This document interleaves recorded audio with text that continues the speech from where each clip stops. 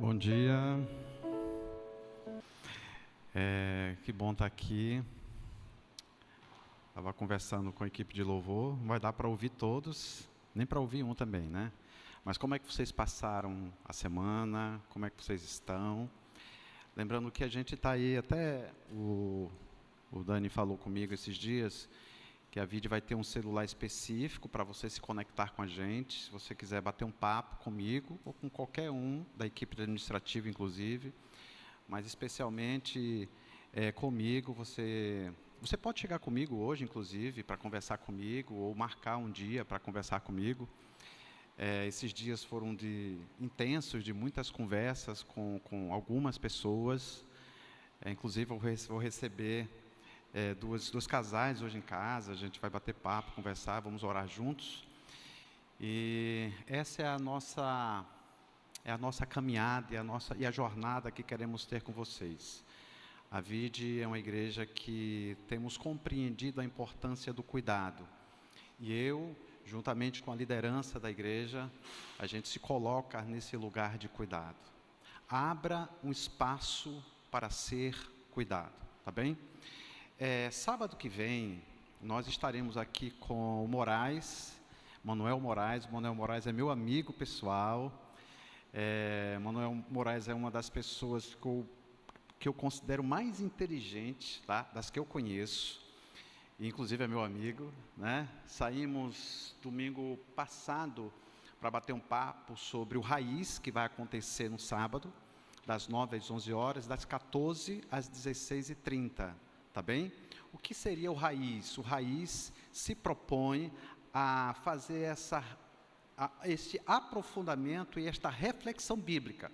Como nós não temos, que vocês conhecem por aí, talvez você conheça por aí, a Escola Bíblica Dominical, que acontece todos os domingos, tá? Como nós não fazemos, nós não temos esta pegada, né? Muito embora aqui a gente leva a sério, muito a sério o ensino. Por exemplo, eu prego todas as manhãs aqui, na maioria das vezes, né? Domingo pela manhã sou eu que prego. E o Raiz se propõe a esse aprofundamento do ensino bíblico, porque nós entendemos que a palavra de Deus é palavra de Deus. E Moraes, que tem essa capacitação, é doutor em filosofia, foi professor e diretor acadêmico do Seminário Teológico Batista Equatorial, talvez até de repente alguns conheçam aqui. Então ele vai estar conosco aqui falando sobre sabedoria, tá? Sabedoria e vida cotidiana de Jesus no livro de Mateus. Então, cara, reserva o sábado aí para ti, vem com a gente aqui, vou estar aqui, a Vide vai estar aqui, e você que, por mais que não participe da Vide, não faça parte desta igreja, você pode participar, vai ser um momento de reflexão, ele vai abrir para perguntas e respostas, para a gente amadurecer, crescer, vai ser um momento muito especial. Então venha, participe conosco no próximo sábado, de 9 às 11 horas, e das 14 às 16h30. Aqueles que puderem, inclusive, a gente vai almoçar por aqui mesmo, em alguma bodega por aqui mesmo, tá? Você pode almoçar com a gente, não tem problema algum. Tá ok, gente? Quero contar aí com vocês e com a presença de todos. Temos conversado sobre felicidade. Isso é algo que tem a cada dia, quando eu me debruço no texto de Mateus capítulo 5, que fala sobre as bem-aventuranças. A cada mensagem que eu reflito, a cada texto que eu penso e me debruço sobre ele, eu sou de alguma maneira mexido ou até mesmo impactado. Como, por exemplo, hoje pela manhã, ainda revendo o que eu escrevi, revendo o que eu estudei, eu tive que parar porque eu estava ficando emocionado com aquilo que Deus estava falando comigo. E eu sempre faço isso. Eu não faço aqui com vocês, eu não tenho uma relação, no momento em que eu estou aqui ensinando, que faça o que eu digo, porque eu não faço o que eu lhe digo. Eu procuro, e por isso que eu sou mexido, por isso que eu sou impactado, por isso que eu sou, de alguma maneira, visitado de uma maneira mais contundente pelo Espírito de Deus. Porque se eu não fizer isso, se eu não abrir essa porta, se eu não deixar, melhor dizendo, essa porta aberta, para que o Espírito fale comigo, vai ser apenas conhecimento. E conhecimento você pode pegar na internet. Conhecimento você pode fazer um curso de extensão. Conhecimento você pode fazer um curso de bacharelado, de teologia, nos seminários, ou online ou presencial. Você pode fazer isso. Eu não estou aqui para passar conhecimento apenas, mas sobretudo passar o que o Espírito de Deus me moveu no momento em que eu estava estudando, pensando, me debruçando, buscando. E quando eu olho, e aí você vai abrir sua Bíblia agora, ou acessar no seu celular, no caso eu, no livro de Mateus capítulo 5, versículo 6, bem-aventurados os que têm fome e sede de justiça, porque serão fartos, serão saciados. Bem-aventurados os pobres de espírito, bem-aventurados os que choram, bem-aventurados os mansos, felizes os que têm fome e sede de justiça. E quando você olha o todo do texto desse início das bem-aventuranças, é como se uma coisa puxasse a outra, é como se o discípulo a cada dia fosse envolvido por esta sensibilidade que nos move para Deus e para o outro.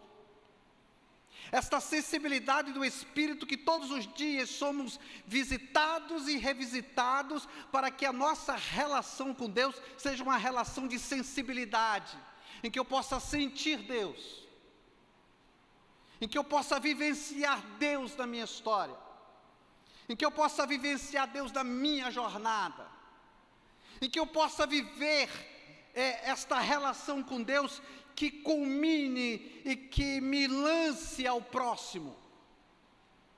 Que esse meu olhar para Deus que me sensibiliza, seja o mesmo olhar que eu tenho para o outro que me sensibiliza. Que o olhar que Deus tem para mim de misericórdia, que o olhar de Deus que Ele tem comigo de compaixão, de amor, de graça, seja o mesmo olhar de graça, de misericórdia, de compaixão, de choro, de lágrimas, que eu preciso ter com o próximo. A vida cristã não diz respeito à minha verticalidade. A vida cristã não diz respeito à minha relação com Deus e ela se finda ali, ela acaba ali. Ela tem o seu final ali. A vida cristã não é só isso. A vida cristã não diz respeito ao ler a minha Bíblia, que é importante. A vida cristã não diz respeito apenas a eu aprender, me aprofundar sobre o ensino bíblico. Não diz respeito só a isso. É o que este ensino reproduz em mim, na minha relação com o outro. A vida cristã tem esse fechamento no outro. Ela tem um início com Deus que permanece, mas ela se dá também na minha relação com o outro. Por isso que não dá para separar, e eu vejo que isso não é complementaridade, quando diz, ame a Deus sobre todas as coisas, e ao próximo como a si mesmo. Isso não é complementaridade. O outro não é complemento da minha vida cristã. O outro não é um aditivo da minha vida cristã. O outro faz parte da minha vida cristã. Assim como Deus faz parte da minha jornada aqui neste mundo, e eu não posso desprezar isso, eu não posso jogar fora isso, eu não posso minimizar isso. Assim também a minha relação com o próximo, que eu não posso desprezar isso, eu não posso minimizar isso, eu não posso jogar fora isso, eu não posso desprezar isso, eu não posso discriminar, eu não posso emitir algum tipo de preconceito, porque o outro faz parte da minha relação com Deus. É um convite para viver a vida cristã com o outro e com Deus. Então não existe complemento. Se você pensa que a vida do outro é um complemento, é um souvenir na sua vida cristã, eu preciso que você repense a sua vida cristã. Eu estou falando tudo isso porque quando eu me deparei com esse texto, bem-aventurados que têm fome e sede de justiça, porque serão fartos, eu fiquei pensando inicialmente sobre essa vida religiosa. Por exemplo, a vida religiosa dos judeus. E já no capítulo 5, versículo 20 do mesmo livro, o livro de Mateus, diz assim: porque vos digo que se a vossa justiça não exceder em muito a dos escribas e fariseus, jamais entrareis no reino dos céus. E veja bem, a nossa justiça não está condicionada à nossa entrada no reino dos céus ou não, porque senão a gente vai pensar que se eu for um bom rapaz, se eu for um bom mocinho, se eu for um bom filho, se eu for um bom pai, eu vou entrar no reino dos céus. Mas por eu viver a dimensão do reino de Deus, eu tenho uma justiça que precisa ser cedida dos fariseus e dos escribas, dos religiosos daquela época. Por que o texto fala isso? Porque primeiramente, eu fiquei pensando a partir do capítulo 6, versículo 1, você pode abrir aí na sua Bíblia, capítulo 6, versículo 1, desse comportamento religioso. Porque às vezes a gente pensa, e a gente, por mais que a gente acredite, a gente é movido por aquilo que está escrito. Eu preciso ser generoso com o meu próximo. Eu preciso ter misericórdia com o meu próximo. Eu vou substituir a palavra eu preciso para eu tenho que ser misericordioso. Eu tenho que ser generoso. E quando eu substituo a palavra eu tenho que ser, é como se a vida cristã fosse uma vida de cumprimento de regras e cumprimento da lei. A vida cristã não é sobre lei e regras, muito embora a lei seja importante. A palavra de Deus é importante, mas não podemos entender que a palavra de Deus é um conjunto de regras, é um conjunto de conceitos que tem que ser cumpridos, porque nós não vamos conseguir. Eu tenho dito isso aqui para vocês. Então, às vezes, o que nos move é a obrigatoriedade, é o cumprimento do que está escrito, e não aquilo que nos move, na verdade deveria ser, é o amor e a misericórdia pelo outro.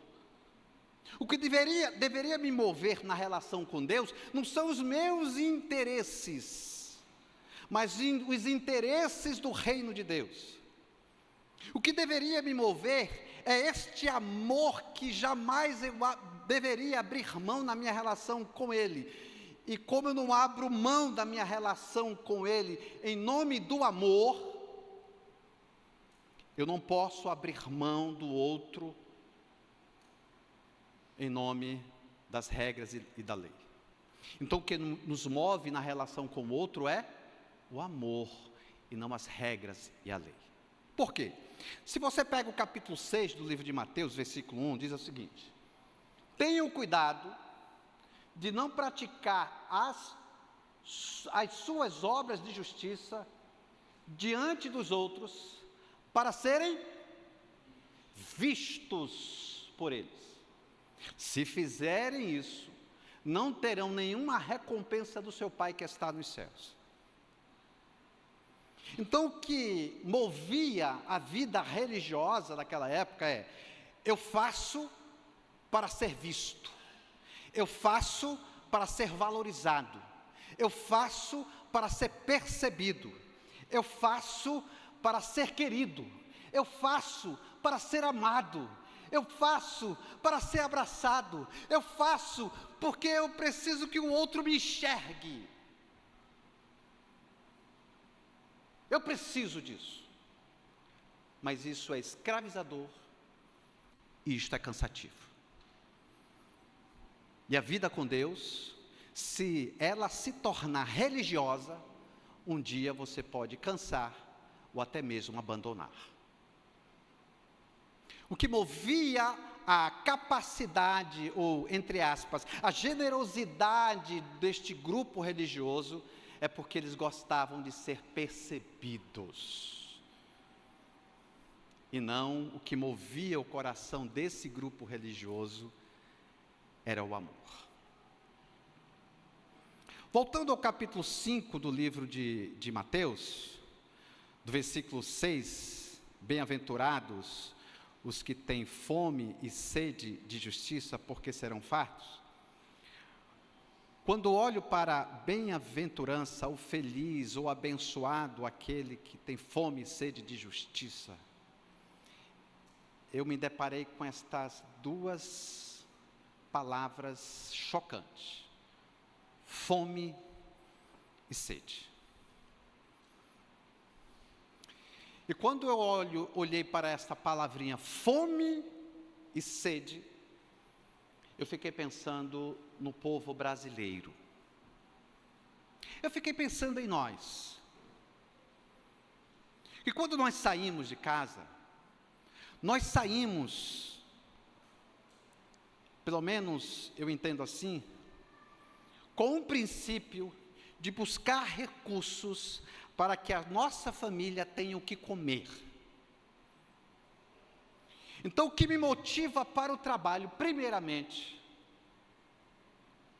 é a minha sensibilidade, o meu cuidado com aqueles que estão perto de mim. Eu saio para trabalhar, porque eu quero ter o pão, eu quero ter a carne, eu quero ter o feijão, e eu quero ter o arroz para eu comer juntamente com os meus filhos e a minha esposa. Isso é o que precisa nos mover para suprir as nossas necessidades. Então, a maioria de nós aqui, ou talvez todos aqui, saem de casa para dizer assim: eu vou trabalhar porque eu gosto daquilo que eu faço, talvez, mas também eu vou porque eu quero o sustento da minha família. Você volta, e você volta com o sustento da sua família. Mas muitos vão, mas não voltam com o pão, não voltam com o feijão, não voltam com o arroz, não voltam com a carne. Primeiro, porque não tem emprego para todo mundo. Segundo, que o salário não dá para chegar até, muitas vezes, ao meio do mês.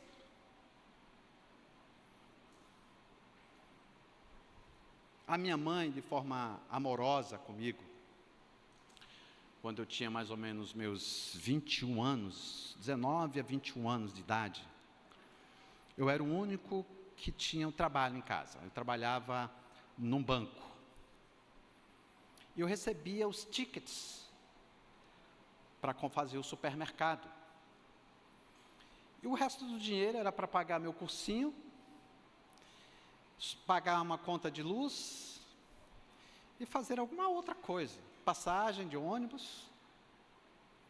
Chegava ali pelo dia 20, a coisa começava a apertar.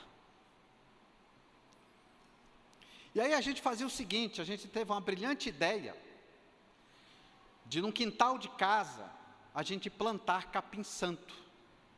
O capim-santo seria o substituto do café, porque nós não tínhamos mais dinheiro para o café.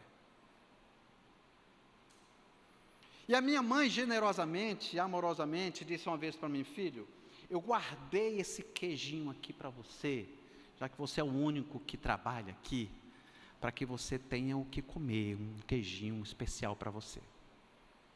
Aí eu disse: mãe, muito obrigado, mãe, mas aquilo que eu não como, ninguém come.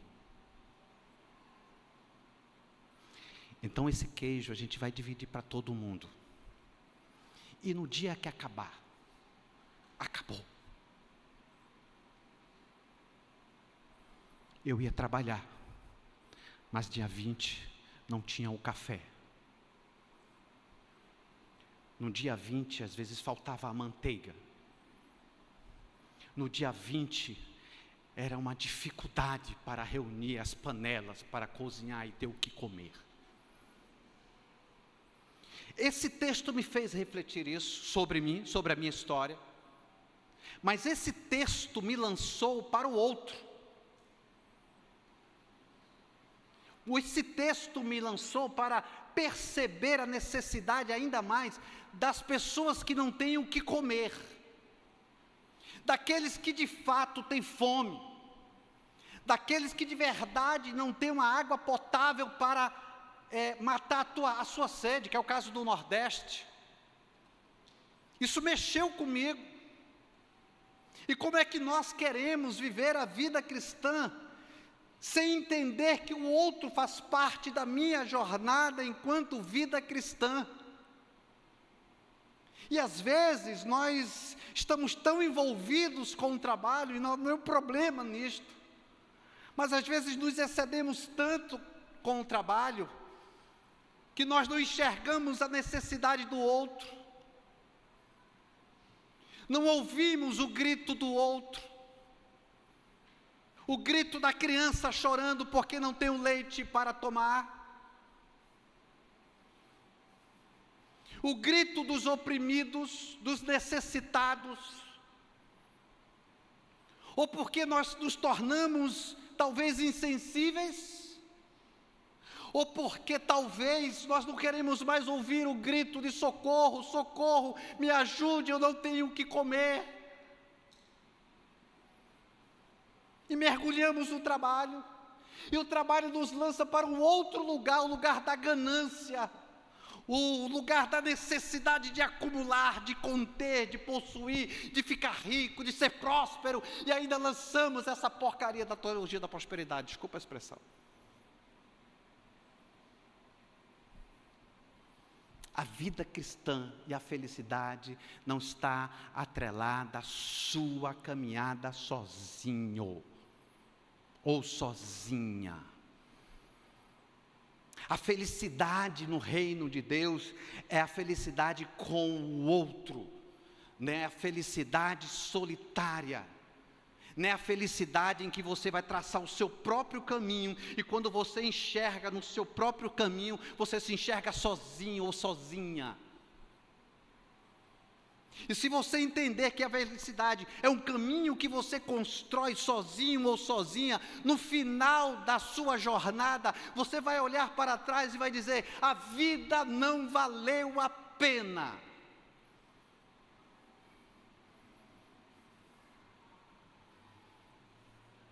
Onde está a ação da igreja brasileira?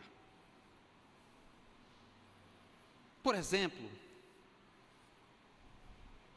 eu particularmente, eu sou contra o aborto, mas o que a igreja brasileira está fazendo pelas mães que engravidam? Pelas mães que engravidam,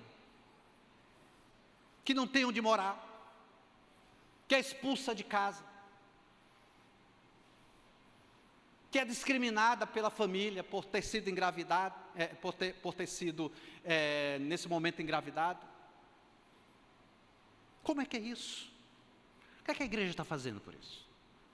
Que políticas públicas a igreja tem para isso?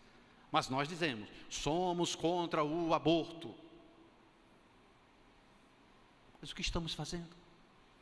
Para que essa mãe tenha o seu nenê, para que essa mãe tenha o seu leite, para que essa mãe tenha o seu enxovalzinho, para que esse bebê tenha um berço, para que essa criança possa crescer e não ter o seu desenvolvimento infantil comprometido. O que a igreja está fazendo por isso?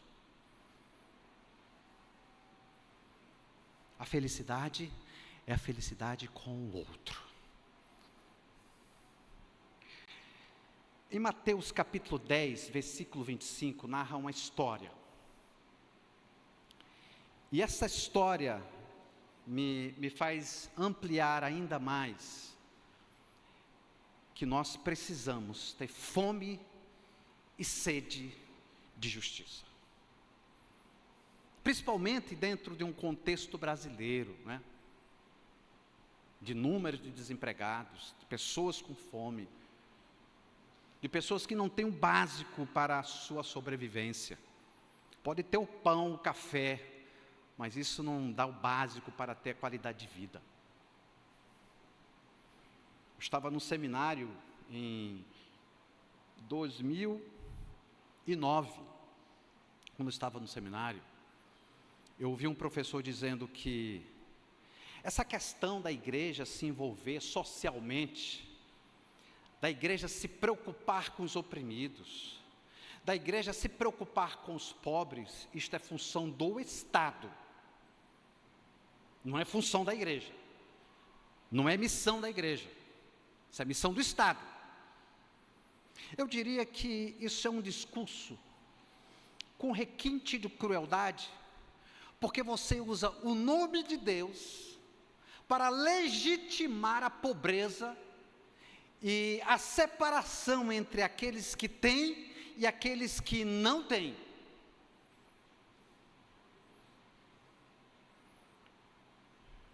René Padilha, no seu livro Missão Integral, ele diz uma frase que ele falou no congresso de Lausanne. Agora fiquei em dúvida se é Lausanne ou Lausanne. E aí, ele disse o seguinte, que o povo sul-americano já sabe quem é Jesus. Se você perguntar, sai aqui na esquina, sai em qualquer lugar aqui, e perguntar assim, você já ouviu falar de Jesus? Sim, Jesus é gente boa, cara legal. Jesus não, Jesus eu sei, ele morreu por mim. Ah, Jesus é o Filho de Deus. Ah, Jesus é aquele cara, né, que vê o mundo, né, e se apresentou como Deus. As pessoas sabem quem é Jesus, cara. As pessoas só não sabem onde Jesus aparece. As pessoas só não sabem onde Jesus está. E elas deveriam saber que Jesus está aqui, está aí, está em nós. Mas como Ele se manifesta na sua capacidade de Deus em você para amar, para perdoar, para agir de ações de misericórdia. As pessoas vão enxergar Jesus em nós a partir disto. Não a partir do discurso apenas. Não a partir da sua capacidade de elaborar teologicamente um texto. Não. Aliás, às vezes a gente complica muito o Evangelho é simples. Então essa narrativa, dessa conversa que Jesus tem com esse doutor da lei, Jesus é fantástico, porque Jesus diz assim, ele pergunta, quem é o meu próximo? Aí Jesus conta essa história deste homem chamado o bom samaritano. E este homem estava, diz o texto, estava ali na saída, né, de Jericó para Jerusalém. Jericó é um caminho difícil, de assaltos, é um caminho perigoso. E Jesus conta uma história que um provável judeu foi roubado, foi agredido, e diz o texto que ele estava quase morto. E aí passa um levita e passa um sacerdote. Só que esses religiosos, talvez porque não tinha ninguém olhando, ninguém percebendo, ninguém capaz de validar o seu comportamento de generosidade, viu aquele homem semi-morto e foi embora. Ou talvez por conta das regras religiosas, porque se ele tocasse no homem morto, ele seria afastado da sua comunidade religiosa e teria que passar por um processo de purificação. Então, sendo as regras que impediam ele de ter contato com o homem que não estava morto, mas que poderia morrer, e de repente a necessidade de ser percebido, ele preferiu ficar com a religião do que com a pessoa. E aí nesse texto eu faço assim algumas perguntas importantes que eu quero que você saia daqui com essas perguntas, talvez sem resposta. Mas se você sair com essa pergunta, eu já fico satisfeito. Será que nós somos os religiosos que não fizeram absolutamente nada, que não se importaram com a dor deste homem, que não se importaram com a vida deste homem? Ou nós somos o samaritano, que naquela época era totalmente discriminado, separado da comunidade israelita, da comunidade judaica? Que tipo de comportamento nós temos? O comportamento do samaritano, que cancelou sua agenda, que sujou as suas mãos de sangue, que ofereceu hospitalidade, que ofereceu inclusive médicos para cuidar deste homem que estava ali quase morrendo, que abriu mão da sua caminhada, que ele lhe garantiu uma pessoa, cuidados médicos para que esta pessoa pudesse ser cuidada e tratada? Ou será que nós temos o comportamento dos religiosos, que enaltecem, que exaltam e que valorizam mais as regras do que as pessoas, mais a lei do que a vida humana? Que tipo de gente nós somos? Que tipo de seguidores de Jesus nós somos? E essa pergunta é uma das perguntas que eu quero deixar para você sair daqui. Se você é o samaritano, se você algumas vezes cancela a sua agenda, se eu cancelo minha agenda, se nós temos a sensibilidade, hoje eu vou estar voltado com os meus esforços, com a minha energia para cuidar de alguém daqui, de alguém de fora, de alguém da sua família. Esse é o comportamento samaritano. E este é o paradigma que nós precisamos ter, o paradigma do samaritano, o padrão do samaritano. Eu vou mais adiante, porque isso é uma frase do Timothy Keller, mas eu vou mais adiante. Nós precisamos ter o paradigma de Jesus. E o paradigma de Jesus é o seguinte, é que quando ele chegou com esse doutor da lei e disse assim, perguntou para ele, quem desses caras aqui te parece o próximo?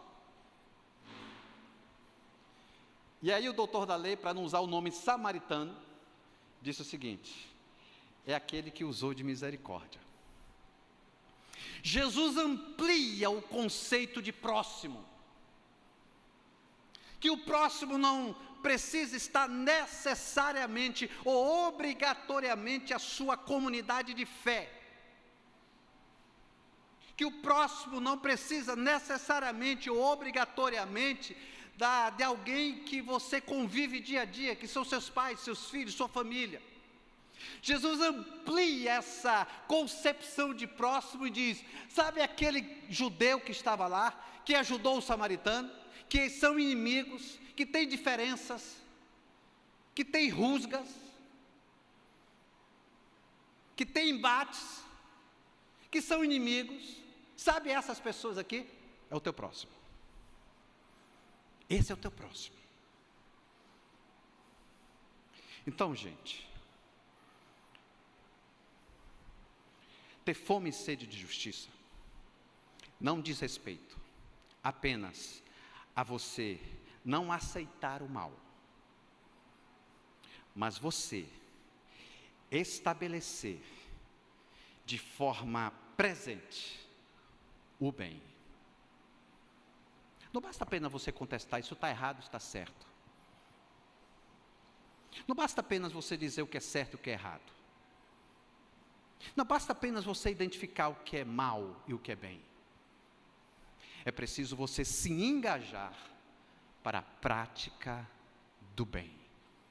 Isto é, bem-aventurados os que têm fome e sede de justiça. Mas como ter fome e sede de justiça? Se eu busco, Valmir, todos os dias o sustento para a minha família,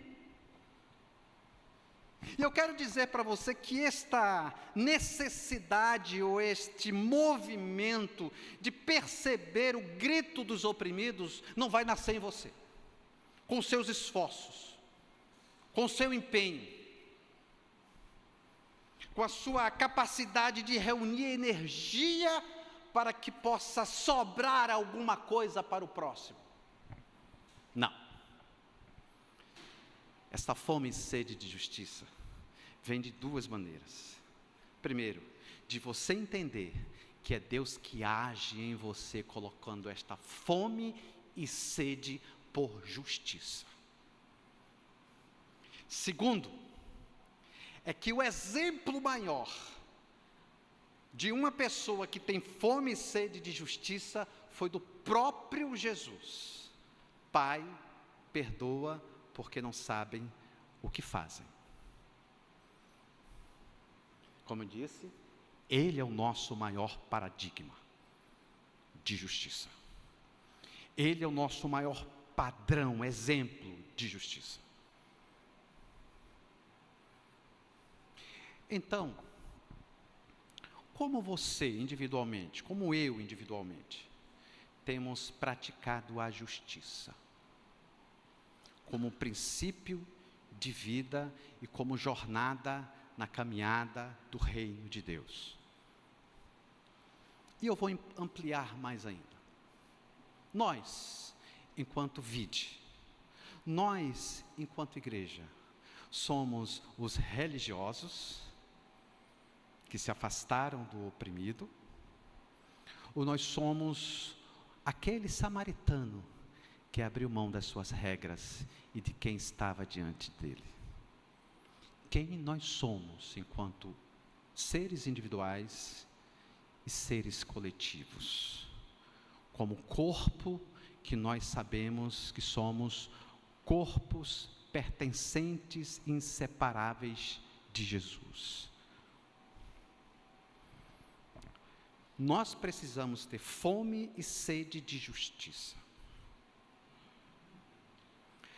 Mas tem alguns que são enfastiados da justiça. Tem aqueles que não têm apetite pela justiça. Tem aqueles que são insensíveis à justiça. Esses não são seguidores de Jesus de Nazaré. Os seguidores de Jesus de Nazaré têm como princípio de vida ter fome e sede de justiça. Sabe por quê? Porque serão saciados. Essa saciedade é quando nós demonstramos fome e sede de justiça com o outro. Nós estabelecemos uma relação saudável com o outro. E o outro pode começar a ter também fome e sede de justiça. E vai começar a se movimentar na minha direção para ser e exercer justiça na minha vida. E aí eu serei saciado.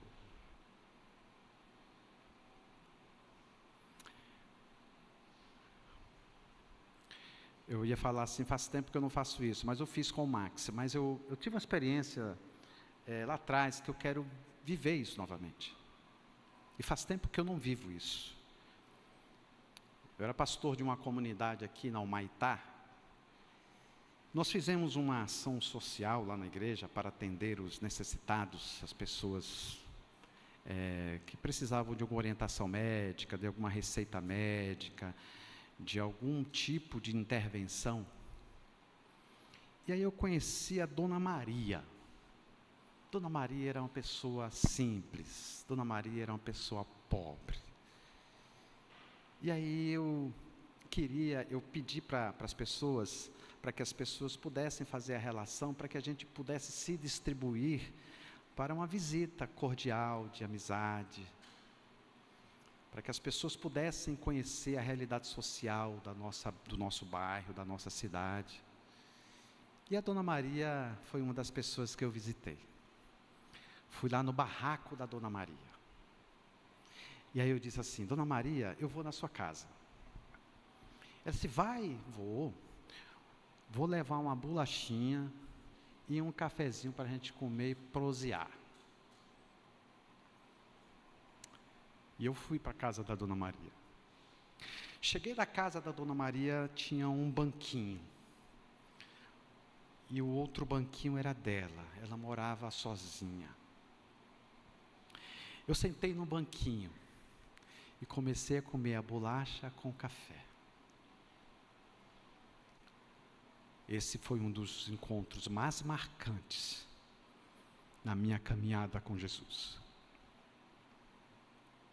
Se você falar assim, os encontros fartos foram importantes, foram gostosos, foram agradáveis, foram. Mas o que mais me esvaziou, o bem-aventurado, são aqueles pobres, aqueles que têm a capacidade de me esvaziar. E foi o Espírito de Deus que me esvaziou, que eu senti, percebi, dei um abraço da Dona Maria. Dona Maria, que encontro agradável, gostoso que eu tive com a senhora.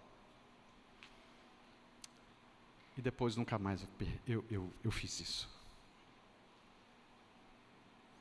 Quantos de nós... E eu não falo só do fome e sede de justiça, aqueles que não têm o que comer,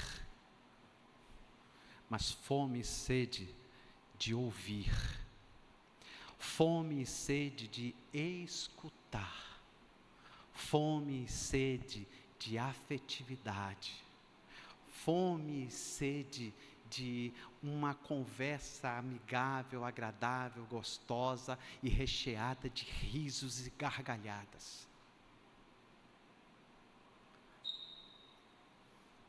Que tenhamos apetite, mas apetite por justiça. Que sejamos uma igreja que tenha vontade de servir, vontade de ajudar, vontade de ser generoso. E nós queremos construir essa igreja juntos. A liderança da igreja, não teremos o impacto que precisamos e que entendemos que podemos ter na vida das pessoas, se você não fizer parte disto. Eu quero te convidar a fazer parte dessa jornada e dessa marcha no reino de Deus, porque felicidade é uma marcha que vivemos juntos em direção ao reino de Deus. Felizes os que têm fome e sede de justiça, porque esta é a relação que Deus tem conosco. E esta relação que Ele tem conosco precisa ser repetida na nossa vivência comunitária. Nós não exigimos que você venha todos os domingos. Nós não usamos textos bíblicos para colocar você no lugar de culpa por você faltar um domingo. Você às vezes quer descansar, às vezes você quer ir para uma praia, uma piscina, às vezes você quer fazer um churrasco com amigos, não, nenhum problema nisso. Mas não coloque isso como o mais importante, porque na caminhada com Jesus, podemos estar aqui para conhecermos uns aos outros, e juntos com as mãos dadas, caminhamos em direção ao reino de Deus. O reino de Deus é um reino de amor e justiça, porque a palavra dele diz: buscai em primeiro lugar o seu reino e a sua justiça, e as demais coisas serão acrescentadas. Curve sua cabeça, eu quero orar com você nesta manhã.